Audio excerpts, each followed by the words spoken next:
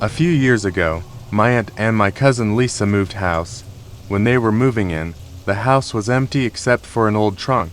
When they opened it up, they found it was full of dolls. Lisa really liked dolls, so she decided to keep them. After all of their furniture was moved into the house and they got settled in, some weird things started to happen. It seemed as if the trunk full of dolls would move around the house at night on its own. One day, the trunk would be in Lisa's room and the next morning, it would be up in the attic. At first, they didn't really notice what was happening. Lisa just assumed that her mom had moved it and her mom thought Lisa had moved it. One night, Lisa invited me for a sleepover. My aunt went out on a date with her new boyfriend and we were left home alone. It was around 2 a.m. when we heard a loud crash. It sounded like it came from upstairs. We raced up the stairs to investigate and found the trunk sitting in the middle of the hallway. All of a sudden, it went flying past us and tumbled down the stairs. We were so scared that we ran into my aunt's room and locked the door behind us. We stayed there for about an hour, but we didn't hear anything else. We assumed it was safe to come out. When we opened the door, we saw something that completely freaked us out. All of the dolls were standing in a line outside the bedroom door. When we finally calmed down, I decided that someone must be playing a trick on us.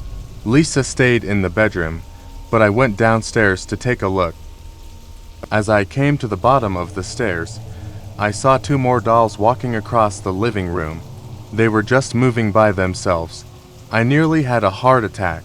I ran back up the stairs, but when I came to the hallway, I saw that the dolls were gone. I went into my aunt's bedroom and found Lisa sitting on the floor, surrounded by dolls. She was in hysterics. I managed to calm her down and she told me that while she was waiting for me to come back, the door suddenly swung open and something started throwing the dolls at her. 20 minutes later, Lisa's mom finally came home. We told her what had happened and she believed us. Lisa and I went to sleep. Early the next morning, before we woke up, my aunt took all the dolls out to the backyard and burned them. After that, no more weird things happened.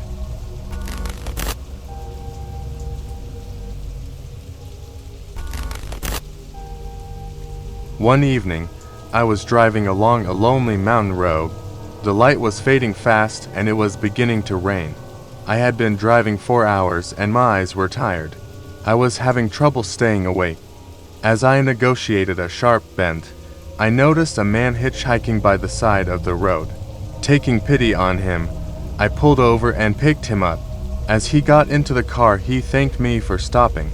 "My car broke down," he said. "I thought I was going to be stuck out there all night."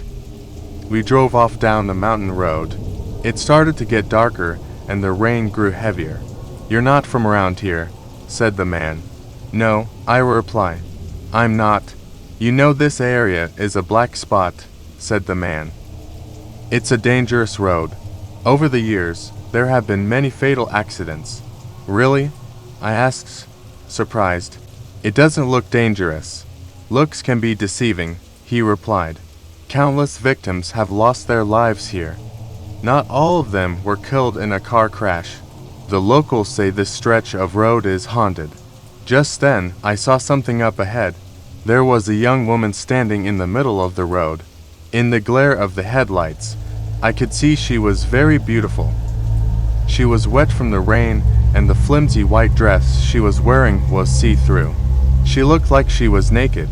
As I slowed down to take a closer look, the man in the passenger seat suddenly became upset. "No, it's a trick," he said. "That woman is a decoy. Look in the rearview mirror."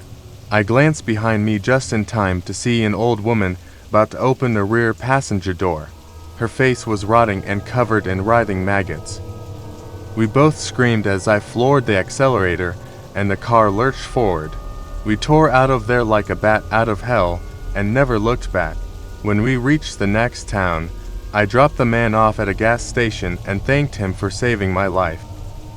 I don't think I will ever drive down that lonely mountain road again.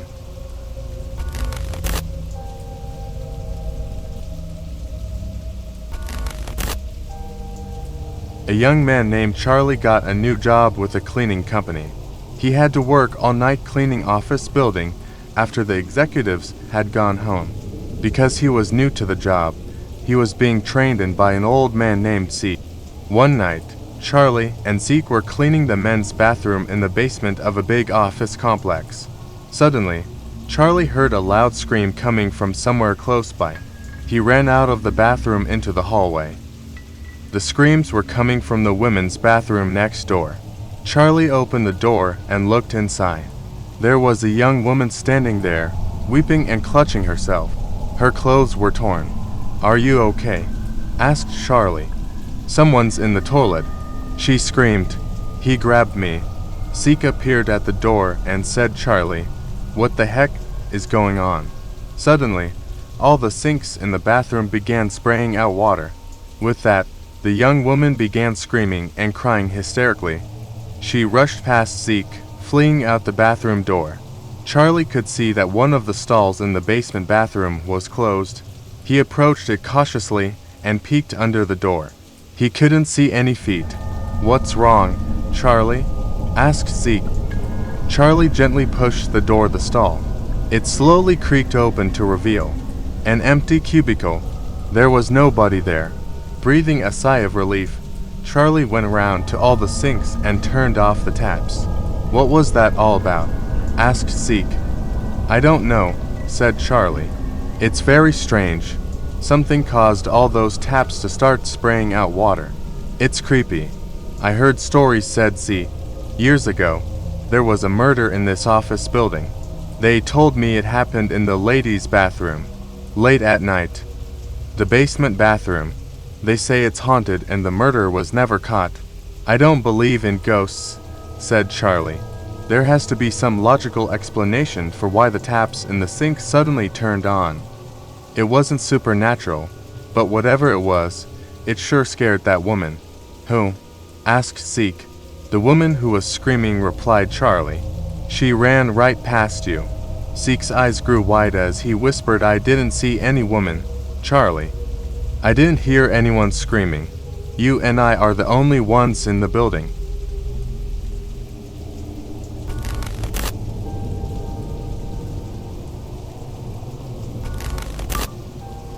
One night, my friend was out driving in his truck in the Maine countryside.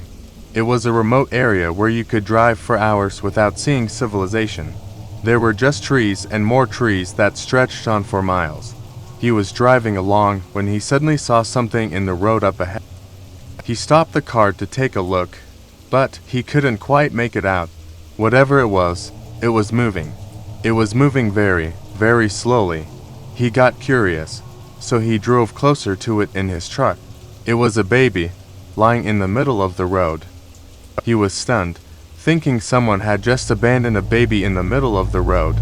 He got out of the truck and walked over to it. When he went to pick it up, he realized that it wasn't a baby at all. It was a baby doll, and it was being slowly dragged across the road by a string. He ran back to his truck and drove out of there fast as he could.